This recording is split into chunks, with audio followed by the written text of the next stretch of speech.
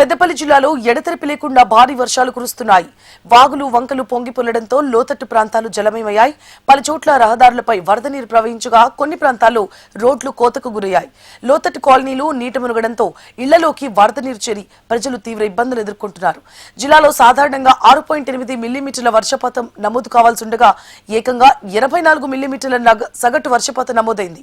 భారీ వర్షాలతో రైతులకు ఊరట లభించినప్పటికీ కొన్ని ప్రాంతాల్లో పొలాల్లో నీరు నిల్వ ఉండడంతో వ్యవసాయ పనులకు అంతరాయం ఏర్పడింది. పరిస్థితిని మున్సిపల్, రెవెన్యూ, పోలీస్, పంచాయతీరాజ్ అధికారులు ఎప్పటికప్పుడు పర్యవేక్షిస్తూ సహాయక చర్యలు చేపట్టారు.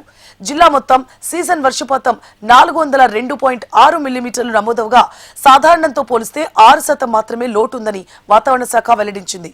ఇక ప్రజలు అవసరం లేకుండా బయటకు రావద్దని, వాగులు, చెరువులు, కల్వర్టుల వద్ద అప్రమత్తంగా ఉండాలని అధికారులు సూచించారు.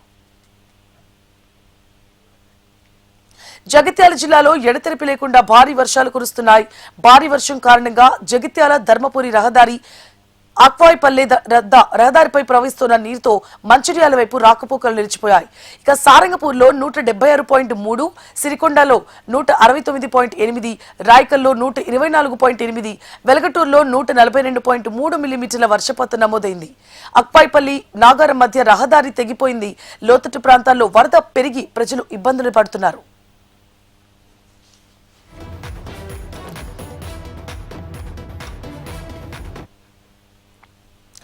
పెద్దపల్లి జిల్లాలోని పలు మండలాల్లో వర్షం బీభత్సం సృష్టించింది.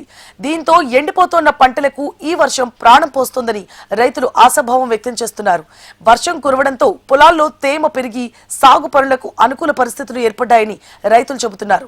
పంటలు బాగా పండుతాయనే నమ్మకంతో రైతుల ముఖాల్లో ఆనందం వెల్లివిరిసింది. మరోవైపు మందరిలో కురిసిన వర్షానికి ఆర్టీసీ బస్టాండ్ ఆవరణ వరద నీటితో నిండిపోయింది. ప్రయాణికులు రాకపోకల్లో ఇబ్బందులు ఎదుర్కొన్నారు. అంబేద్కర్ చౌరస్తా పరిసర ప్రాంతాల్లోని కొన్ని దుకాణాల్లోకి వర్షపు నీరు చేరడంతో వ్యాపారులు తీవ్ర ఇబ్బందులు ఎదుర్కొన్నారు.